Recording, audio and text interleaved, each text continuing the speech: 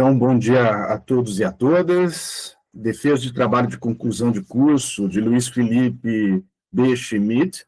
Não vou me atrever em pronunciar o seu nome ali, tá? Trabalho, então, intitulado A Imigração Portuguesa sob o Estado Novo, a formação do Estado Migratório, no uso luxemburguês, 1960-1974. Agradecer aqui os professores Júnior Ivan Borchardt, professor Cláudio André Teles Azevedo, ter aceitado o convite e participar da banca do Luiz Felipe. Eu também gostaria aqui de saudar a nossa assistência aqui presente, os pais, namorada do Luiz Felipe, saudação a vocês. E devo aqui, então, informar como vai ser, então, o rito do trabalho de conclusão de curso, Luiz e aqui todos presentes. Você terá até 15 minutos de apresentação, Em seguida, a segunda parte, eu vou pedir, então, para os professores Júnior Ivan Borchardt e o professor Cláudio André Teles Azevedo para fazerem a arguição. Eles terão de 15 a 20 minutos, em tese, né, para fazer a arguição. Luiz, nós vamos ouvir os dois, perfeito? Vamos ouvir os dois e depois você responde. Eu peço que anote, né, as sugestões, as observações, as críticas, as reformulações que eles vão propor. Então, vamos ouvi-los em bloco e depois você responde aos dois pontualmente, perfeito? Cumprimos, então, essa antepenúltima etapa. Na penúltima etapa, eu vou criar uma sala alternativa, uma sala para que a gente possa deliberar sobre a sua aprovação ou não e, evidentemente, também a sua nota, perfeito? E na última etapa, então, da sua defesa de trabalho de conclusão de curso, eu faço, então, um anúncio do resultado, perfeito? É basicamente isso, então, que nós teremos a partir de agora. Sem mais, então, a declarar, eu já passo a palavra de imediato para ti, Luiz Felipe, é contigo a partir de agora. Obrigado. Então, obrigado, professor. Eu vou começar, então, dando bom dia a todos, agradecer à banca pela presença. E, como o professor José Renato já mencionou, o trabalho, então, é intitulado A Imigração Portuguesa sob o Estado Novo, a formação do espaço migratório luso-luxemburguês, de 60 a 74. Passando rapidinho pelo sumário, então, ela vai ter organizada nessas partes. Eu vou falar um pouco sobre a pesquisa, os objetivos gerais, específicos, a justificativa, a metodologia, um pouco do referencial teórico, que está um pouco no capítulo 1º do trabalho, aí um pouco dos resultados centrais, se eu posso chamar assim, sobre o espaço transacional luso-luxemburguês, sobre o período salazarista de Portugal, a dinâmica da clandestinidade, sobre o Luxemburgo em si e a inserção dos migrantes na economia, e por fim, uma breve conclusão.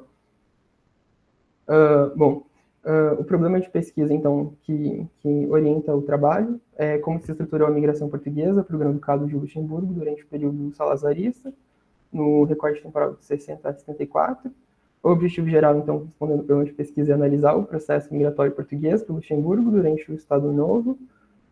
Aqui eu queria entender não só o porquê os imigrantes, os portugueses vão emigrar, mas como esse fluxo vai ganhar forma, né?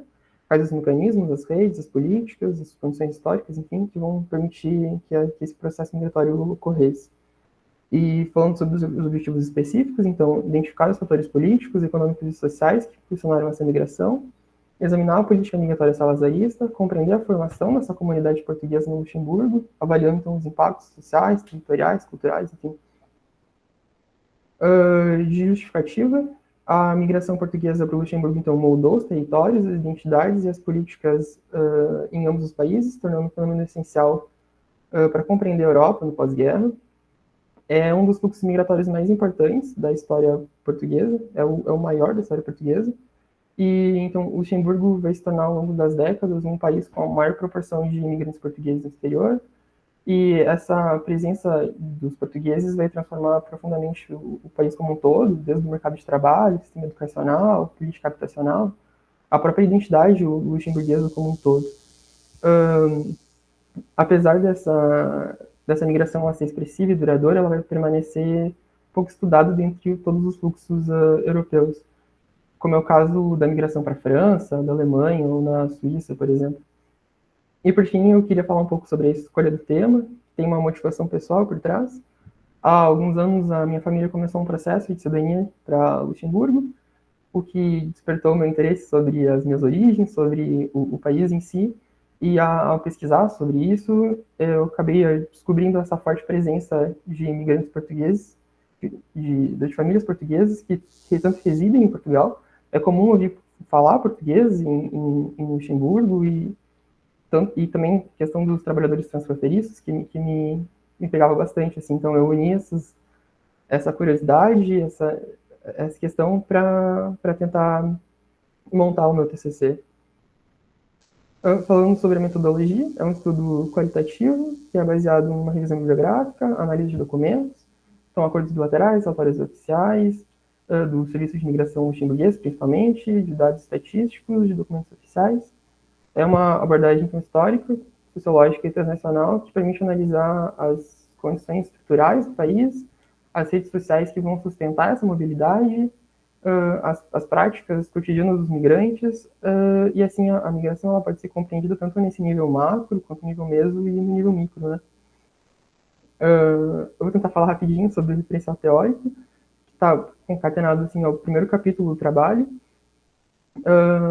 Eu posso dizer que a teoria, que a sustentação se dá em algumas teorias, algumas mais, outras menos, mas o transnacionalismo, a perspectiva ela vai criticar o nacionalismo metodológico, vai mostrar que os migrantes eles vivem e produzem vínculos em múltiplos países simultaneamente.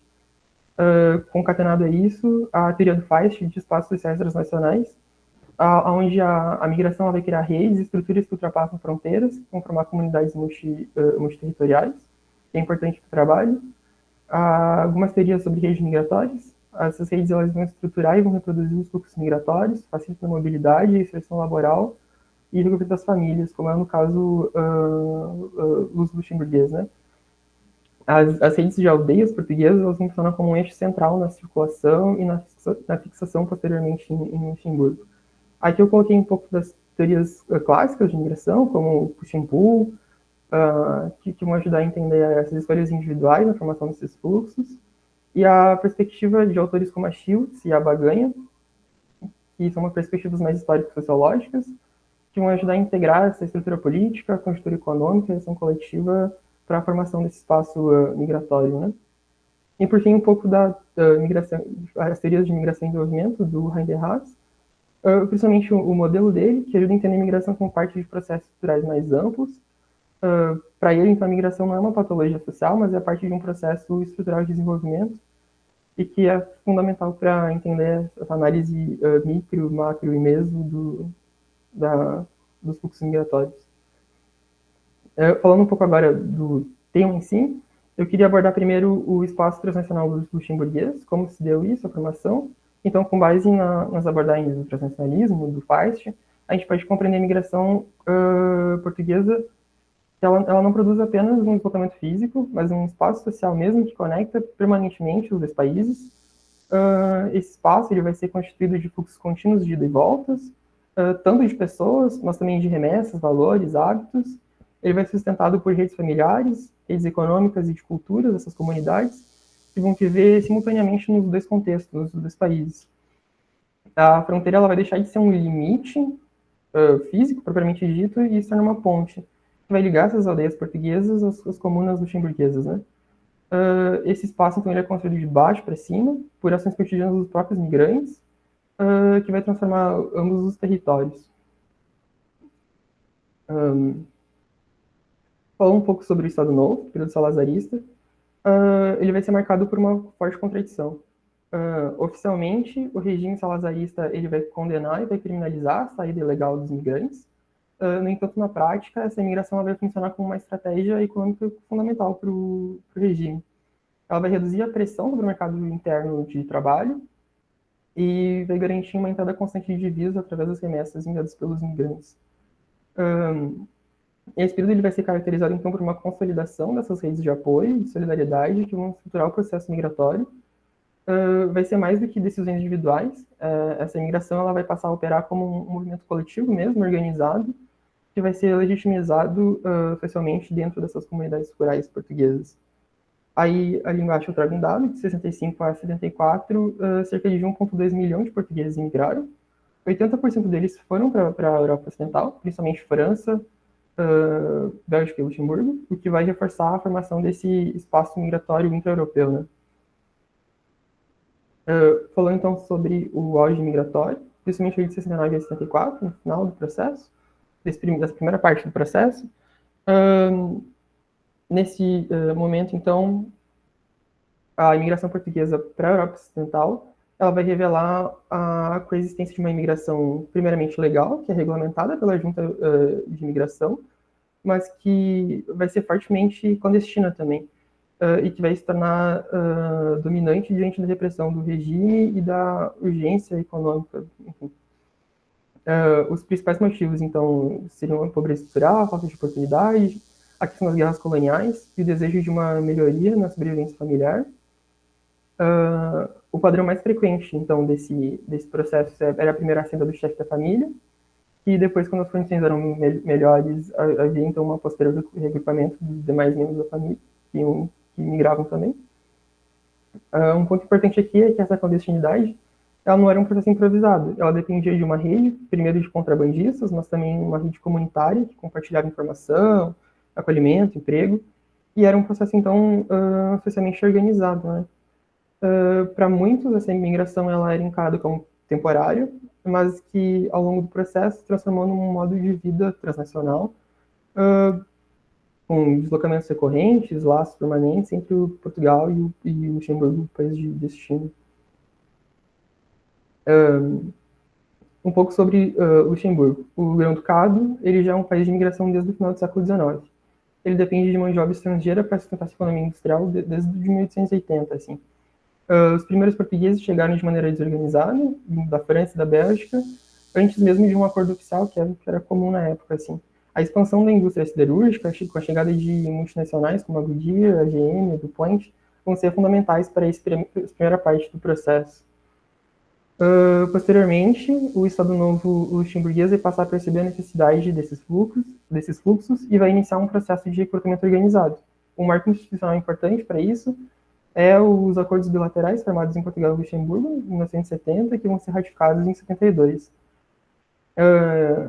Esse acordo vai regularizar as centenas de imigrantes clandestinos, vai estabelecer, então, algumas regras para a entrada desses trabalhadores, e principalmente sobre a regulamento familiar, no artigo 9, que vai ser uma novidade nesse sentido.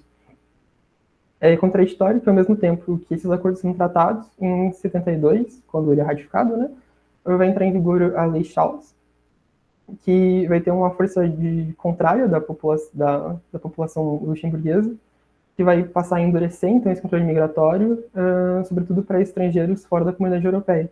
E isso é voltado especialmente para Portugal, porque Portugal, na época, não fazia parte dessa comunidade. Apesar disso, o fluxo de imigrantes portugueses vai continuar chegando, né, vai continuar alto, porque eles vão se tornar essenciais para a economia luxemburguesa. É interessante aqui que a imigração portuguesa vai passar aos fluxos italianos e espanhóis, que eram os fluxos anteriores a esse processo, tanto em ritmo quanto em volume, e vão transformar essa paisagem social e econômica de Luxemburgo em pouquíssimas décadas. Falando então sobre a inserção socioeconômica e os desafios que esses imigrantes vão enfrentar ao chegar a Luxemburgo, a imigração ela vai ter características próprias, vai ser diferente da imigração italiana, por exemplo, que era centrada no sul, mais industrial. Os portugueses eles vão ser mais dispersos assim, em todo o território. Isso vai acontecer devido a uma diversificação da economia do país, uma forte demanda dos trabalhadores em setores como a construção civil, a limpeza, serviços domésticos, com o papel forte das mulheres portuguesas, né? E na indústria leve que vai se formando posteriormente.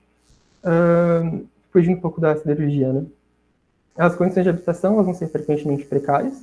Os relatórios oficiais de Luxemburgo vão denunciar a superlotação, a discriminação no mercado de trabalho, a falta de moradias sociais, problemas que vão afetar os estrangeiros, mas também os luxemburgueses pobres, né? Quanto aos filhos dos imigrantes, o sistema escolar vai ser um desafio ainda maior. O modelo de educação trilingue, com alfabetização tanto em alemão, quanto em francês, quanto em luxemburguês, vai ser uma grande barreira para as crianças portuguesas que vão chegar assim domínio dessas línguas, né? E o resultado vai ser um padrão recorrente de fracasso escolar que vai atravessar diferentes gerações de luso-descendentes. Assim, a gente pode dizer que a inserção portuguesa ela vai ser simultaneamente essencial para o crescimento econômico, mas ela vai ser marcada por desigualdades sociais muito significativas. Enfim, só para concluir, então, eu destaco que as migrações portuguesas para o Luxemburgo, elas não podem ser entendidas apenas como uma resposta à pobreza e repressão salazarista, mas como um processo estruturante que mudou ambos os países. No caso português, ela funciona como uma válvula de escape do Estado Novo, contribuindo para aliviar as tensões sociais, gerar divisas para o Estado, ainda que aprofundando as desigualdades regionais e acelerando uma desertificação interior da parte mais rural. Do lado português, a gente vai ver um processo... os portugueses, né, vão se tornar mais essenciais para sustentar essa expansão industrial e, posteriormente, o setor de serviços. Aqui a migração ela vai criar um verdadeiro espaço transnacional entre Portugal e Luxemburgo, que vai ser sustentado justamente por essas redes comunitárias, a circulação dessas remessas, pela mobilidade das famílias, as práticas culturais, enfim, que vão atravessar essas fronteiras. E os migrantes, eles não vão ser apenas um produto dessas circunstâncias, mas vão ser agentes ativos que reconfiguram as suas identidades econômicas e das relações sociais. As referências que eu usei durante os slides, e, enfim, então, muito obrigado. Eu vou agradecer, então, à banca, ao meu orientador e à minha família que está aqui presente. Então, muito obrigado. Maravilha, Luiz Felipe. No tempo perfeito, 14 minutos. Muito bom. Parabéns. Eu peço gentilmente, Luiz, pode retirar a apresentação, por favor? Muito bem, Luiz. Eu vou passar, então, a palavra primeiro para o professor Cláudio, depois para o Júnior, né? Peço que Luiz anote, né, as sugestões, as críticas, os apontamentos, e como vamos proceder. O Cláudio faz a sua admissão e depois vamos ouvir o Júnior. Perfeito? Professor Cláudio, é contigo agora, por gentileza. Perfeito, professor. Bom dia a todos. Muito obrigado pelo convite. Realmente um prazer participar dessa defesa. Um trabalho sensacional. Gostei muito, Luiz Felipe. Parabéns pelo seu trabalho. Foi uma leitura extremamente agradável. É um trabalho que é muito sólido, é muito maduro nesta etapa da sua formação, por ser uma etapa inicial, né? Estou dando o primeiro passo. Eu não sei quais são os seus planos, suas pretensões de carreira, tudo isso daqui em diante, mas se estiver nos seus planos uma carreira acadêmica, eu diria que o primeiro passo já foi dado com sucesso. Isso realmente é muito bom, é uma satisfação, né, poder avaliar, poder ler um trabalho dessa qualidade, né, porque é sólido, é bem documentado, né, ao mesmo tempo bastante ambicioso, e ser um trabalho ambicioso é algo que tem seus prós e seus contras, né? Nesta etapa eu acho que tem mais prós do que contras, depois a gente começa a ter que moderar um pouco a ambição, mas pelo menos você já mostrou muito engajamento no trabalho. Então você trabalhou com uma articulação de toda uma teoria migratória em relações internacionais, né, com a história política, para fazer essa explicação de como se deu esse processo de migração portuguesa nesse período. Então o recorte foi muito bem delimitado também. E você mostrou muito domínio, né, tanto no texto escrito quanto na sua apresentação, bastante domínio das principais abordagens que a gente encontra sobre sistemas migratórios, sobre transnacionalismo, né, modelo de De Haas, tudo isso, né, que você conseguiu articular com uma narrativa empiricamente muito rica, né, isso é muito valioso. Tá? Então, tem vários pontos fortes que eu tinha separado aqui para fazer comentários, né, por exemplo, você fez uma composição teórica, né, muito bem escolhida, né, porque é uma composição teórica robusta, pertinente. Você pegou tradições históricas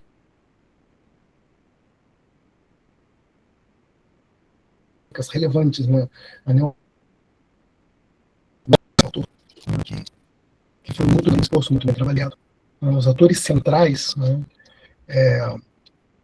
foram também muito... Deu para ver no seu trabalho que a leitura foi muito atenta desses autores, né? E você conseguiu fazer algo que é extremamente difícil, um trabalho de pesquisa desse tipo, que é fazer essa interligação nos níveis macro, meso e micro. Tá?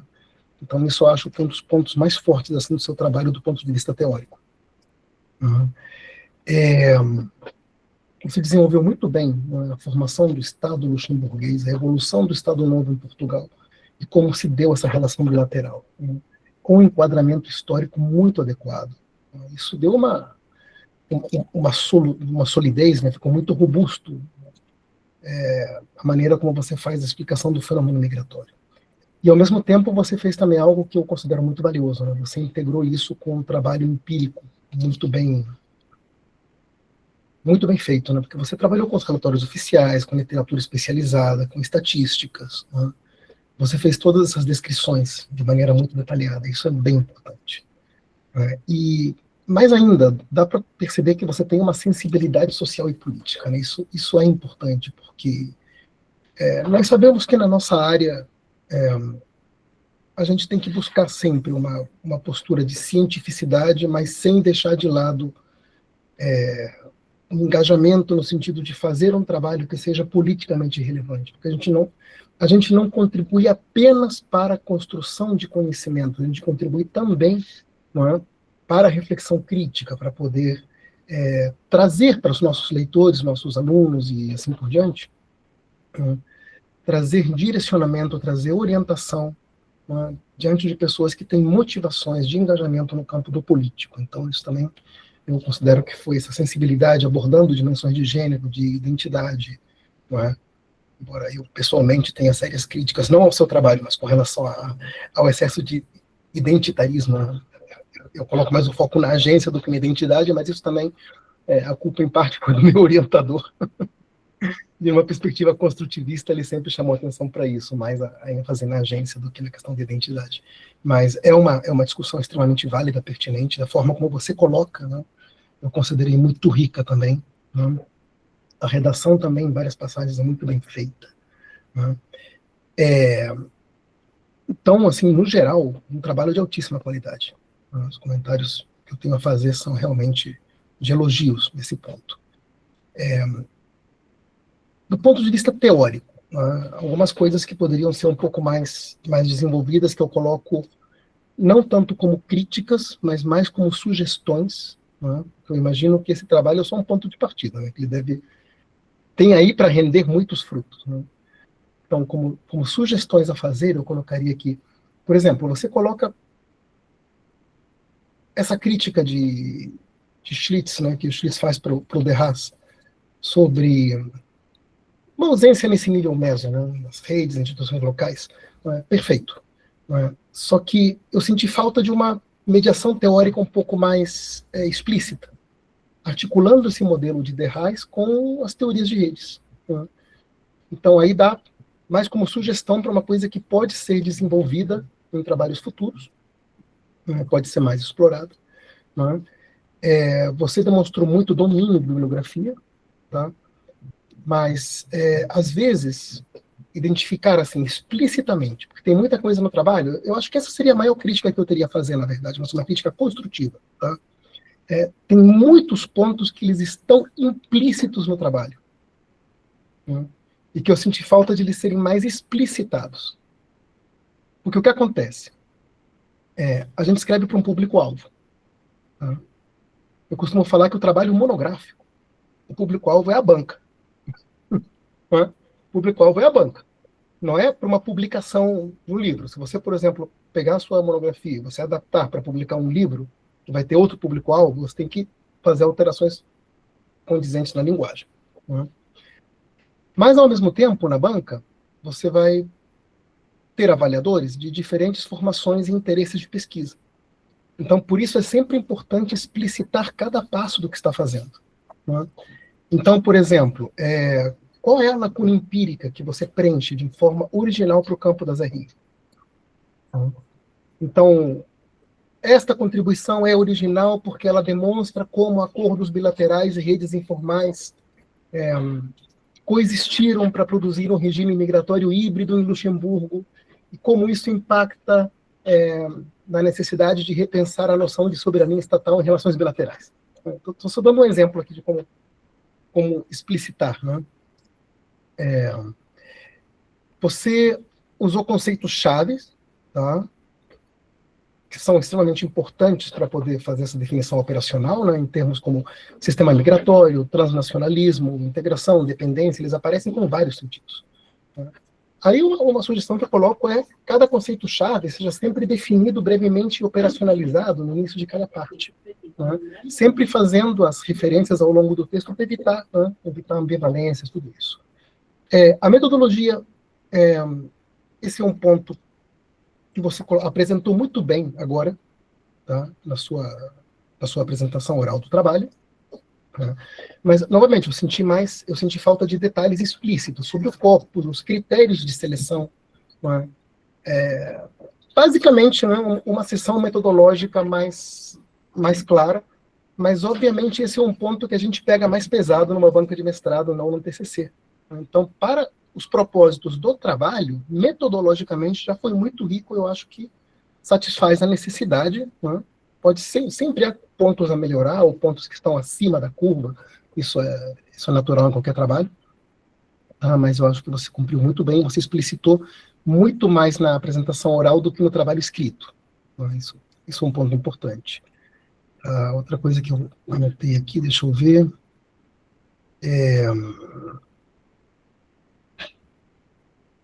assim, aí eu levo mais para um dos meus interesses de pesquisa, mas, obviamente, um ponto que eu devo chamar a atenção, né, que é estratégico, tá? É estratégia. Quando você prepara um trabalho que vai ser avaliado por banca, tá? Obviamente, aqui você fez todo um trabalho de pesquisa, né? E depois do trabalho concluído, foi feita a seleção de uma banca. Tá? Mas, por exemplo, quando eu fiz o meu doutorado, eu ainda estava terminando a redação do texto final, mas a gente já sabe mais ou menos quais vão ser os professores, as pessoas que vão compor a banca. Tá? Então, com isso, a gente já sabe aquela coisa de estratégia, né? Mais ou menos, olha, eu sei que na minha banca tem uma pessoa que é de Rio, mas ela tem formação sociológica, é casada com um sociólogo. Então, eu sei que ela vai levar a discussão para esse lado. Tá? Então, o que eu fiz? Aí, nota de rodapé, lá na página 152, eu coloquei, embora uma discussão sociológica seja pertinente, ela não será feita por causa disso, disso, disso. Já antecipando que essa pergunta viria. Né? Então, esse tipo de coisa. Não tem muito como fazer isso no TCC. Né?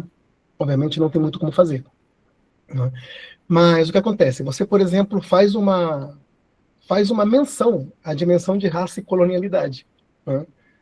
Porque, ao mencionar, obviamente, aí alguém que se interessa por esse tipo de pesquisa vai falar, por que não desenvolveu? Quanto poderia ter desenvolvido? Né? Se você faz uma menção e fala, é pertinente mencionar isto, entretanto, será desenvolvido em trabalhos futuros, ou para os propósitos deste trabalho não será feito desenvolvimento por tal e tal motivo, né? Então você se blinda mais, se protege mais. Né? Então, por exemplo, essa citação sobre os cabo-verdianos e essa seletividade racial da política luxemburguesa, né, para mim, ela é extremamente relevante. Né? E isso dá um paper aí, né? Daria um artigo muito legal sobre o racismo institucional, sobre hierarquias de adaptabilidade. Né? Então, toda essa interseção entre a imigração, políticas migratórias, racismo, pós-colonialidade, relacionado com literatura decolonial e a política portuguesa na gestão das colônias, por exemplo, né, são coisas que abrem para trabalhos futuros. Né? Então, o que acontece? Como você abriu, né, para esse lado, eu, obviamente, vou puxar para esse lado. Né? É um dos meus interesses de pesquisa, um deles. Né? Então, fica aí mais como dica, né, para trabalhos futuros. Quando você percebe que o trabalho está ampliando para alguma coisa, ou desenvolve, ou explica por que não vai desenvolver. O que é muito legal, porque você mostra que está ciente de para onde o trabalho pode abrir novas direções de pesquisa, mas, ao mesmo tempo, você deixa claro, olha, o trabalho é seu. O autor é quem tem a autoria. O trabalho é seu, eu falo, eu vou trabalhar desta maneira, porque é minha escolha. E você justifica porque é escolha. Porque você sempre vai enfrentar críticas do tipo, né, por que você não fez deste jeito? Ou por que você não fez do outro jeito? Tá? E são críticas que, a meu ver, não são muito construtivas. São até vazias. Né? Às vezes dá até vontade de responder de forma não muito elegante, né? Dizendo, não fiz porque é meu trabalho, não é o seu. Não é? Só que o que acontece? Como é que você se blinda disso? Você se protege. Né? deixando claro em algum lugar do texto ou na exposição que sim, você reconhece a importância de tal abordagem, porém, o escopo do seu trabalho, né, a gente não pode contemplar tudo. Você faz escolhas. Escolhas metodológicas, escolhas epistemológicas, escolhas ontológicas. Né? Na verdade, a definição dessas escolhas é sempre muito importante. Por isso que eu falo, a explicitação, né, tornar explícito tudo que você faz. Com relação ao texto, eu considerei muito bem montado, muito bem construído. Tá? Às vezes, né, alguns pontos são um pouco redundantes, aparece várias vezes, a leitura fica um pouco mais longa, né? Mas é questão de estilo. Né? A passagem entre a parte teórica e a parte empírica, né, ela poderia ser um pouco mais fluida, mas tá bom, tá de bom tamanho. Né? E assim, no geral, eu considero que o trabalho tem um mérito excelente. Né? Eu faria, assim, para você somente duas perguntas, né? Mas já te parabenizando aí pelo esforço, né? Pela qualidade do trabalho e pela sua sensibilidade ao lidar com um tema que envolve, né, essa dimensão social, dimensão humana, né, do fenômeno migratório. Bom, eu te perguntaria, assim, primeiro, né, uma pergunta do ponto de vista teórico-metodológico. Né? Você articula essas abordagens, né, essa teoria dos sistemas migratórios, redes migratórias, transnacionalismo, mas como é que elas se combinam, né, na sua explicação? Onde elas se complementam? Onde elas entram em conflito, em tensão? E, além de apresentá-las, né, você apresentou todas elas muito bem e mostrou como elas foram utilizadas, mas qual seria para você, essa é uma pergunta mais pessoal, mais de acadêmico para acadêmico, né, qual seria para você a sua posição teórica, a sua escolha, né, teórica final? Não somente qual abordagem se mostrou mais adequada, né? Porque das abordagens que você apresentou, né, qual delas seria mais adequada para explicar especificamente o caso português em Luxemburgo, mas principalmente para você, todas elas são relevantes? Você se inclina mais para alguma, ou você teria alguma proposta sua, né, para abordar teoricamente esse tipo de fenômeno? E a outra pergunta, né, que eu vou puxar para esse lado de colonialidade e raça é a seguinte, né, você menciona desigualdades estruturais, redes migratórias, condições de inserção no mercado de trabalho, mas você não aborda explicitamente as dimensões de colonialidade e de raça. E é interessante porque Portugal é justamente uma ex-metrópole, né, das mais significativas no processo colonial. Então, como é que você entende que a posição histórica de Portugal, enquanto ex-metrópole, né, e essa racialização implícita de diferentes grupos migratórios, como isso pode ter influenciado tanto a forma como os portugueses foram recebidos no Luxemburgo, né, quanto a posição relativa com o que diz respeito a outros grupos migrantes, como os cabo-verdianos? E mais importante do que isso, né, se tivesse incorporado essa lente de análise, como isso modificaria, o que isso alteraria na sua interpretação geral do processo migratório? Então, é isso que eu tenho a colocar. Tá bom? E mais uma vez agradeço muito pela oportunidade e pelo privilégio, né, de estar aqui. Obrigado. Maravilha, professor Cláudio, agradeço demais pela leitura atenta e detalhada, né, e pela maravilhosa arguição. Tenho certeza que o Luiz, além de pensar e repensar esses aspectos, vai agregar um futuro, uma pós-graduação, não tenho dúvida em relação a isso. Obrigado mais uma vez. Júnior, é contigo agora, por favor. Bueno, obrigado. Bom dia a todas e todos. Inicialmente, aí, cumprimentar e agradecer também ao Luiz Felipe e ao professor José Renato pelo convite, né, para participar da banca. Também cumprimentar o professor Cláudio Andrés, que estamos nos conhecendo hoje visualmente, né, até agora apenas por chat, por conversa, né.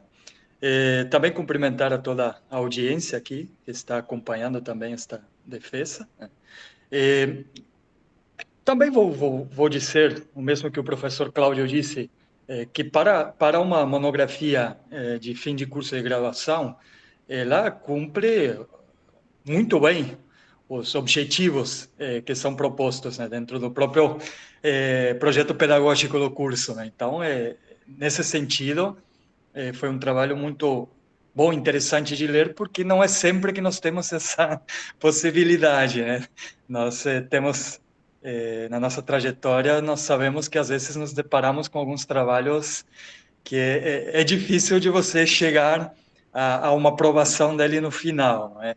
Esse aqui já é muito mais fácil de nós conseguirmos fazer isso, né? Já dando uma tranquilizada inicial aqui para o Luiz, né? O momento da banca ele é importante justamente para nós contribuirmos com possíveis adaptações que possam ser feitas no trabalho para que a versão final dele fique, de alguma forma, consiga realizar o mérito de todo o esforço que foi feito no processo de pesquisa deste ano todo que você esteve envolvido para desenvolver o seu trabalho. E, por outro lado, nós vamos apontando também, como o professor Cláudio disse, possibilidades de pesquisas futuras, que se for o seu interesse de continuar dentro do âmbito acadêmico, ou mesmo fora, se você ainda quiser seguir pesquisando este objeto, você vai ter aí possibilidades para profundizar e para aprofundar a sua pesquisa, a sua investigação. Então, nesse sentido, faço minhas palavras positivas do professor Cláudio em relação ao trabalho e, por estilo individual também, vou partir para as contribuições que posso trazer para que você possa fortalecer ainda mais esse trabalho e também caminhos futuros de investigação, né? Alguns elementos você junto com o José Renato podem já conversar para tentar fazer essas adaptações.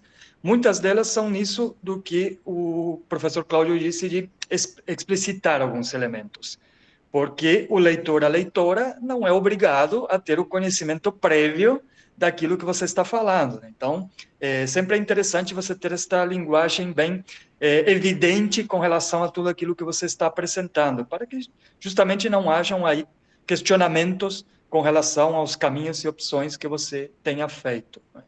Então, iniciando ali pelo próprio resumo, você menciona ali, já logo no começo, partindo da premissa. De onde vem a premissa? Em nenhum momento do texto você apresenta de onde veio essa premissa em si. Essa premissa ela vem do estado da arte, da pesquisa já realizada sobre esse tema, vem de uma teoria específica. Ou seja, explicitar isso. Se você está partindo de uma premissa, de onde ela veio? Foi simplesmente do seu conhecimento individual? Ou de um conhecimento já adquirido no campo de pesquisa sobre esse seu objeto? Então, tentar deixar mais explícito isso. Do ponto de vista da análise documental, você também menciona ali no resumo. E por que eu estou falando isso também? No sentido de explicitar. Porque o resumo, ele é a carta de apresentação do seu trabalho. Se uma pessoa se interessa em pesquisar as relações migratórias entre Portugal e Luxemburgo, ela vai ver o seu trabalho. Primeiro, ela vai ter acesso pelo título. Aí ela vai ver se é do interesse mesmo. Lendo o trabalho todo? Não, ela vai ler primeiro o resumo. A partir dos elementos que o resumo traz, ela vai ver se vai ser do interesse ou não. Por isso que é importante um título, evidenciar bem, e nesse sentido o título traz todos os elementos fundamentais, incluso a delimitação tanto espacial quanto temporal, isso é importante. Mas no resumo, então, esses elementos que eu estou apresentando aqui é para deixar explícito para que a pessoa saiba de onde vieram os dados e a forma como você está trabalhando a abordagem do seu trabalho. Aí você fala de análise documental. Primeiro, que tipo de documento? Agora, na apresentação, você falou, são os acordos bilaterais e os relatórios oficiais. Menciona isso no resumo. Menciona isso também na introdução. Então, tudo bem, você tem os acordos e os relatórios. Mas, por outra parte, quais técnicas foram empregadas para fazer esta análise documental? É uma análise de discurso? É uma análise de conteúdo? É uma caracterização documental? Que tipo de técnica que foi utilizada? Percebo, pela leitura do trabalho depois, que se caracterizaria muito mais como uma análise de discurso, onde você pega os elementos gerais apresentados pelos acordos, pelos relatórios, faça uma comparação entre eles ali e uma comparação com os dados empíricos que você tem.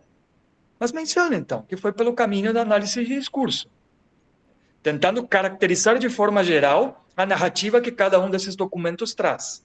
É importante estabelecer isso. Seriam esses 2 pontos. Normalmente, nos resumos, eu critico muito mais. Mas o seu resumo está bem construído, traz os elementos fundamentais, traz as principais considerações finais que você chega, depois eu vou entrar nesse ponto, mas tem os elementos fundamentais do resumo. Só diria, então, esses 2 pontos. A premissa, partindo da premissa, de onde você partiu, de onde veio essa premissa, e a análise documental. Explicitar aí, então, os tipos de documento e as técnicas utilizadas, que aí vão ser os acordos e relatórios oficiais e uma análise de discurso de forma mais genérica, geral. Depois, no abstract, atente-se ali que o título você deixou em português ainda. Então, pelo menos no artigo que eu tenho aqui. Então, só confirme ali se também está em português na versão que você tem, para fazer a tradução para o inglês também. É importante, vai que as pessoas de língua inglesa tenham interesse no seu trabalho, né? Justamente o título e o abstract em inglês já dá uma possibilidade aí da utilização do seu trabalho. Aí nós vamos para a introdução. Na introdução, você menciona, assim como na apresentação aqui, a utilização de dados estadísticos, né? Mas, novamente, como foi empregada esta estatística social? Lendo o seu trabalho depois todo ele, eu percebo, é estatística descritiva. Ok? Mas mencione isso. Explicite que a sua análise estatística que você faz no seu trabalho, a utilização da estatística é do ponto de vista da estatística descritiva, para dimensionar os fenômenos que você está analisando. Porque isso é importante. Justamente, você não está apenas trazendo os elementos teóricos e também os elementos de referências bibliográficas que falam sobre o tema.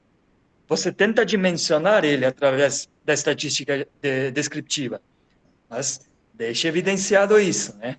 Para que os leitores e as leitoras saibam disto. E, novamente, você fala da análise documental. Outra vez, por favor, explicite quais as técnicas que foram empregadas. Claro, do ponto de vista da sua análise, como ficou mais no campo da análise de discurso, você não acaba fazendo uma categorização dos textos, né? Você vai pegar, na verdade, como eu disse, o enfoque central de cada um dos documentos. Vai fazer um diálogo entre eles e um diálogo com os dados e com as referências que você estava utilizando. Mas explicite ali na introdução também. Nesse sentido, o resumo e a introdução, você pode repetir estas informações. O professor Cláudio disse, ao longo do texto, às vezes acontece de ter uma certa repetição de algumas frases ali, de algumas abordagens, justamente onde não é necessário. No resumo e na introdução, onde poderia se fazer isso, aí você acaba não fazendo, né? Então, ali você pode fazer aí, de alguma forma, dar ênfase nisso. Porque são justamente a apresentação inicial do seu trabalho. Isso é muito importante que você deixe bem estabelecido aí, tá bem? No referencial teórico, como o campo dos estudos de migrações não é o meu campo, eu vou contribuir um pouco mais, justamente, onde acaba chegando mais perto da minha realidade, né? Ali na página 22, quando você menciona a construção dos coletivos nacionais de estrangeiros em novos países, claro, usando ali o caso dos portugueses, esta é uma realidade que acontece em qualquer lugar. Eu posso falar isso pela minha experiência empírica atual, né, o caso da UNILA, aqui em Foz do Iguaçu, que tem muitos estudantes estrangeiros, né? A universidade tenta dar este caráter de integração entre as várias nacionalidades dentro da universidade, mas tanto na universidade quanto na cidade, de forma mais geral, os estrangeiros eles vão criando os seus coletivos nacionais. Eles têm uma facilidade maior de se relacionar entre eles. E isto vem da própria sociologia. Por quê? Por que estes portugueses em Luxemburgo vão procurar outros portugueses? Primeiro, porque eles vão buscar os parecidos. É uma tendência natural que nós temos, de buscar as pessoas mais parecidas conosco, especialmente quando há uma diferença relativamente grande entre este coletivo e as pessoas, os nacionais do lugar onde eles estão indo, como é o caso de Luxemburgo, né? Onde você vai ter aí os cantões mais franceses, mais alemães, mais italianos, a presença dos espanhóis, e aí chegam os portugueses. Quem são os portugueses dentro desta realidade? Né? Obviamente que vai haver essa tendência de buscar outros portugueses, até pela própria questão linguística, né? Acaba, de alguma forma, facilitando. Depois, quando você fala de educação, tem esta barreira existente, né? O que acaba gerando esta facilitação do contato com os parecidos. Segundo ponto, dentro desta criação do coletivo nacional, a própria questão, agora, das identidades, né? Das identidades compartilhadas. A identidade dos portugueses há uma tendência de ser mais semelhante entre eles do que a identidade dos luxemburgueses. Haveria esta tendência de aproximação. E, por último, os portugueses têm a tendência de terem um processo de socialização prévia mais parecida em comparação com os luxemburgueses. Porque depois, quando você fala de educação, você fala isso. A escola de Portugal não é a mesma da escola de Luxemburgo. E esses portugueses que estão indo para Luxemburgo tiveram a sua socialização primária na escola de Portugal. Aprenderam os conteúdos de Portugal. Tem uma história compartilhada nesse sentido. Estavam vivendo sob o Estado Novo de Salazar. Então, tudo isso acaba gerando esta possibilidade. Não quer dizer que todos os portugueses vão se unir neste coletivo português. Não, não necessariamente. Mas há uma tendência, uma propensão, né? Isto faz com que, aí, dentro desse campo aí de estudos de identidade, que dentro desse coletivo nacional eles possam se sentir reconhecidos como iguais ali dentro, diferentemente da relação com os outros nacionais dentro daquele espaço. E a construção de um certo sentido de comunidade ali dentro. Esse sentido de comunidade onde se constroem redes de apoio. Você fala isso ao longo do texto. Que depois até vão facilitar a vinda de outros portugueses, que vão se sentir acolhidos ali dentro, protegidos de alguma forma com esta rede de apoio que se constrói. Então, isso tem que ver com esta construção do coletivo, com esta relação de identidade compartilhada entre estes indivíduos de uma nacionalidade específica. E você pode relacionar isto com a nota de rodapé 13, que você traz ali, falando sobre o capital social no Bourdieu. Aí você pode fazer essa relação com essa criação do coletivo nacional, baseado em elementos identitários e em elementos de socialização. Que seria, digamos, como eu disse, uma propensão maior da aproximação com os parecidos do que com os outros diferentes ali. E ainda mais com o dado que você traz ali, que esses portugueses que vão para lá vão, na maioria, para trabalhos mais subordinados na hierarquia da divisão de trabalho. Construção civil, empregadas domésticas. Digamos, isso, do ponto de vista da hierarquia do trabalho, como os luxemburgueses vão ver esses portugueses? Como iguais? Ou será que eles vão se sentir mais como iguais diante de outros portugueses? Não é? E depois, passando agora para a seção que você fala da formação nacional e das relações bilaterais, ali entre o fim da página 39 e o início da página 40, você fala da decadência portuguesa no século XIX. Não fale isso para os portugueses agora, né? Os nacionalistas contemporâneos. Mas nesta decadência do século XIX, você poderia mencionar, pelo menos, o papel que as guerras napoleônicas tiveram para isso. Vale a pena lembrar que aí no início do século XIX, a coroa portuguesa foge e vem aqui para o Brasil, né? Vem para a colônia para estabelecer aqui o centro, a capital do seu império. Querendo ou não, esse teve um impacto profundo, tanto do ponto de vista emocional, de sentimento nacionalista, quanto principalmente de organização administrativa e econômica, né? Como vamos manter um império com pompas, sendo que a gente não consegue nem ficar na Europa? Temos que fugir aí das tropas napoleônicas, né? Isso teve seu impacto também. Depois você fala da desigualdade regional interna existente, especialmente em Portugal, dos centros e das zonas portuárias com o resto do interior. Isto poderíamos relacionar com o próprio campo da teoria da modernização, que fala da questão da construção da heterogeneidade estrutural, que os países ibéricos, eles, na sua formação histórica, eles têm muitas características parecidas conosco aqui, que fomos colonizados por eles. Vale a pena lembrar que a Península Ibérica foi colonizada pelos mouros. E isso deixou suas marcas também, com o tempo. A reconquista católica posterior não eliminou os traços mouros prévios, apenas adaptou.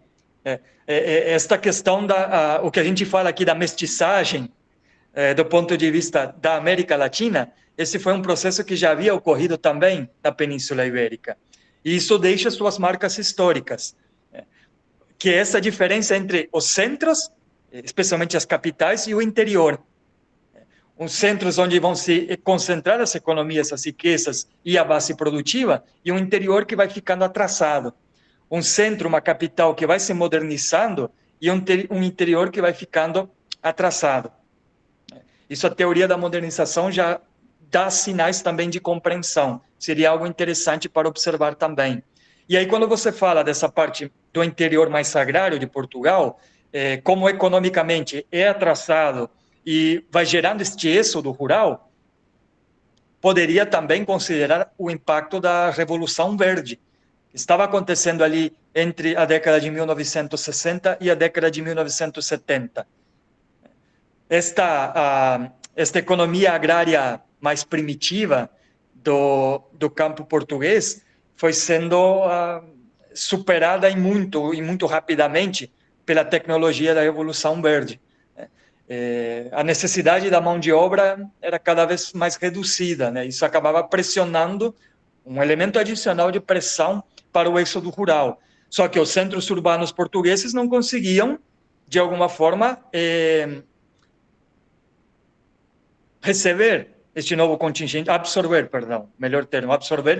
contingente populacional, que acabavam indo, então, para o restante da Europa. Luxemburgo, mas especialmente a França e a Alemanha.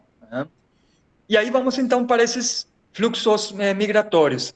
Lá na tabela 1, na página 46, eu vou abrir aqui o seu trabalho aqui.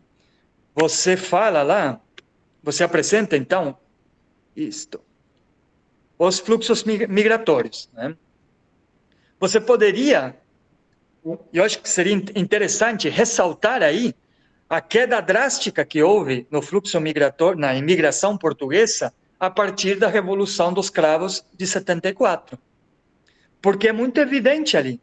Até 1975 estava em ascensão a imigração portuguesa. Justo a partir de 75, já como talvez um reflexo da Revolução, cai drasticamente no quinquênio de 75 a 80. Você poderia ressaltar isso, porque visualmente no gráfico isso é muito evidente. E também há que ressaltar aí, depois do gráfico, na sua análise, a centralidade da França. Né? Olha essa linha verde aí, como ela é muito superior ao demais. Claro, o seu objeto de estudo são os fluxos para Luxemburgo. Mas é impossível não saltar os olhos o fluxo para a França. Então, de novo, está explícito para quem vê o gráfico, mas explicite isso também no texto. É interessante colocar isso. Você fala, ao longo de todo o texto, aqui na apresentação também, quando você traz os dados da imigração portuguesa, falou agora de mais de 1 milhão de pessoas, né? 1.200.000. Né? Mas dimensione isso com relação à população portuguesa da época. 1.200.000 de quanto? Determinado ano, tivemos um fluxo de, vamos ver aqui, mais de 400.000 portugueses para a França. Mais de 400.000 de quanto? Faça essa comparação com a população total de Portugal naquela época. É possível encontrar esses dados. É interessante isso para dar esta dimensão. Não é só o número bruto em si. Sim, é muita gente, mas compare com a própria população. Quantos por cento da população total? Ou seja, qual é a relevância populacional disso para Portugal? Tá bem?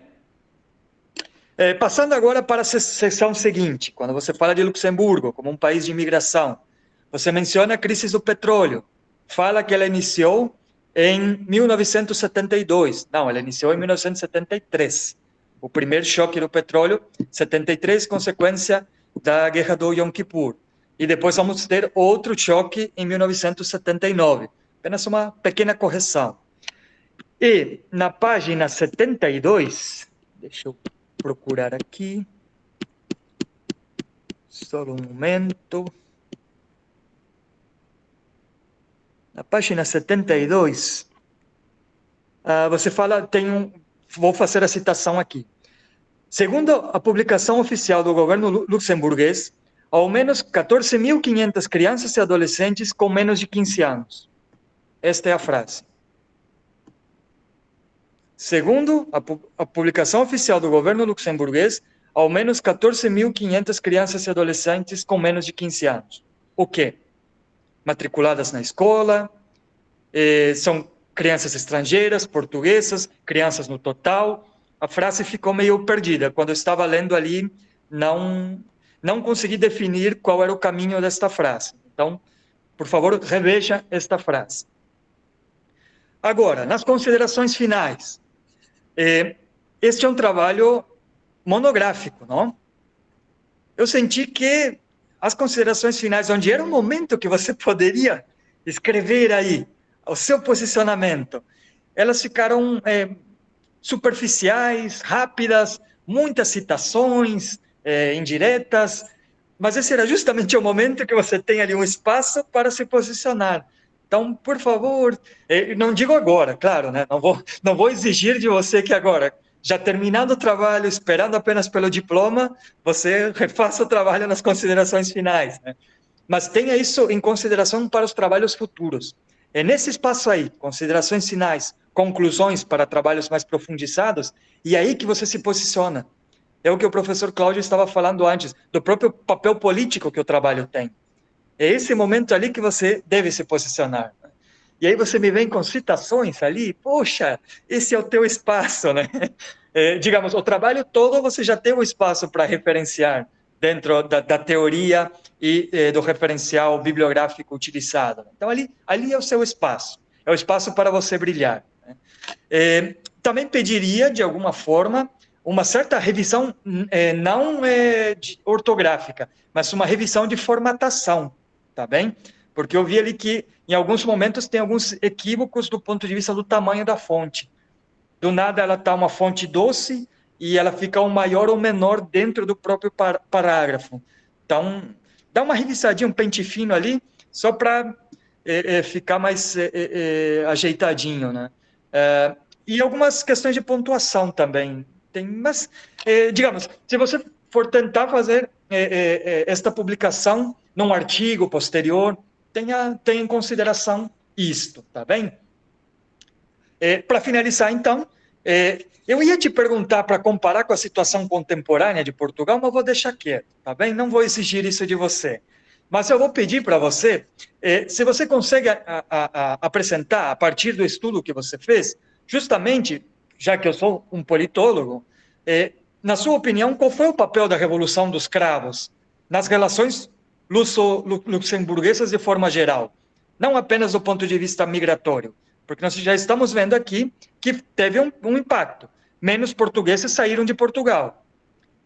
Mas eles regressaram para Portugal?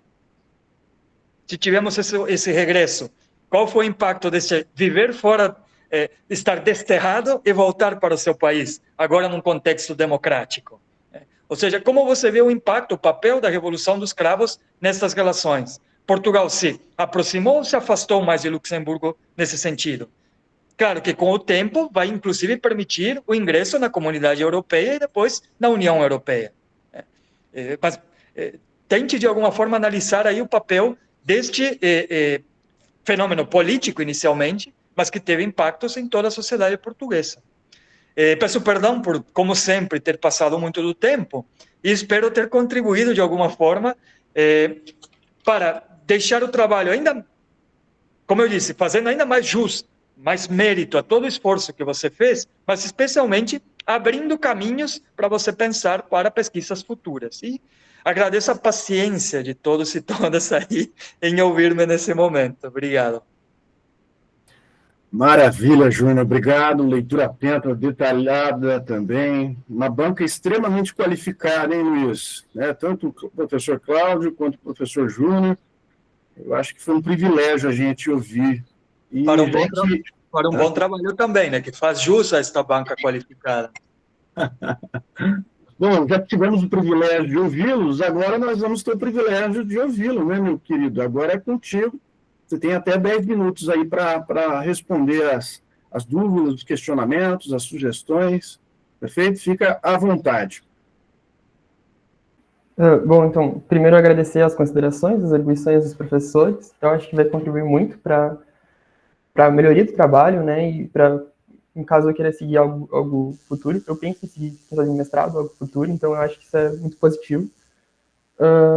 Eu vi que um ponto que foi muito citado foi essa questão da metodologia e da aplicação das teorias mesmo, e eu acho que é um ponto que eu realmente, talvez por se tratar de um trabalho de iniciação científica, assim, primeiro contato, talvez me faltou essa expertise, né, de saber como aplicar isso de fato.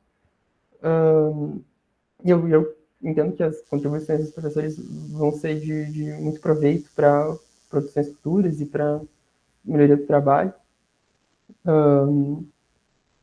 Sobre essa questão de raça e colonialismo, que o professor Cláudio citou, eu achava que era algo super importante citar no trabalho, mas eu entendia também que não era o foco do projeto, então eu tentei trazer, mas sem falar, então talvez faltou também essa expertise de saber lidar com isso, de esclarecer melhor que esse não era o foco do meu trabalho, mas que eu achava que de alguma forma era importante, algo que talvez tenha que ser pesquisado e trabalhado futuramente. Sobre essa pergunta da articulação das teorias, de como elas combinam, os conflitos, qual seria a minha posição, que o professor Júnior também citou ali nas conclusões, eu sinto assim que talvez a teoria do Feist, de tratar com o espaço transnacional, seja um pouco mais precisa para tratar disso, justamente porque são territórios assim geograficamente separados e que tem uma distinção muito grande.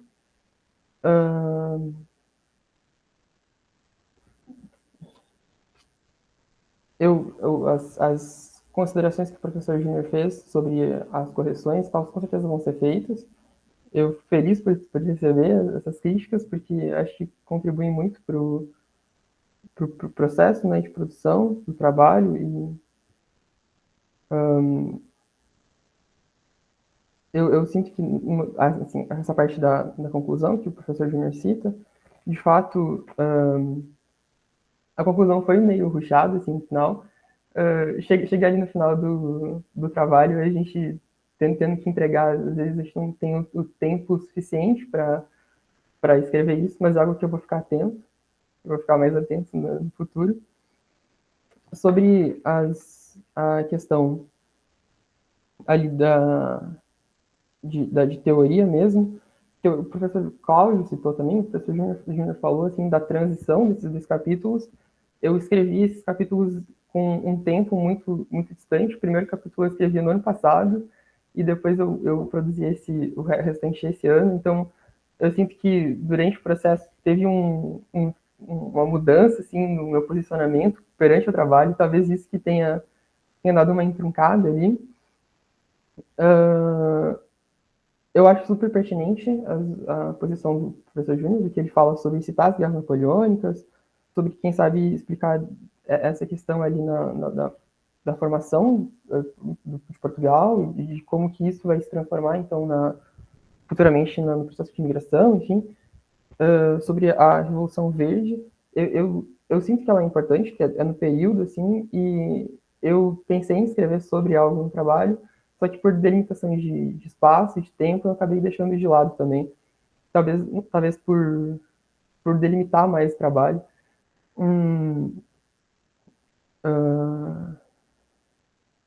Ali na parte sobre, talvez, tratar mais sobre a Revolução dos Cravos, eu não quis falar tão profundamente sobre, porque era o final do processo, então eu sentia que o meu foco era mais o início do processo e como que se moldou, e essa parte da Revolução dos Cravos talvez fosse algo de um processo futuro, tipo, o início de um processo futuro e não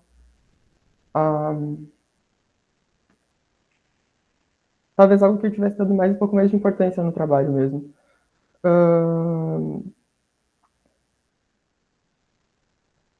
Eu acho que, no geral, era isso. Eu espero ter respondido todos os questionamentos. Eu tendo a falar um pouco mais breve, assim, não sou tanto de me expressar. Então, obrigado e agradeço a consideração de todos. Perfeito, Luiz. Cláudio, Júnior, satisfeitos? Por exemplo, essa questão que ele estava falando agora, o Luiz estava falando da Revolução dos Cravos, eu acho que até só no trabalho agora, como eu disse, lá naquele gráfico lá da imigração portuguesa, fazer, sabe, nos parágrafos depois que você analisa, só dizer, olha, ressaltamos que após a Revolução dos Cravos, após a Revolução, o fim do Estado Novo, houve uma queda drástica, né, no fluxo de portugueses para fora de Portugal.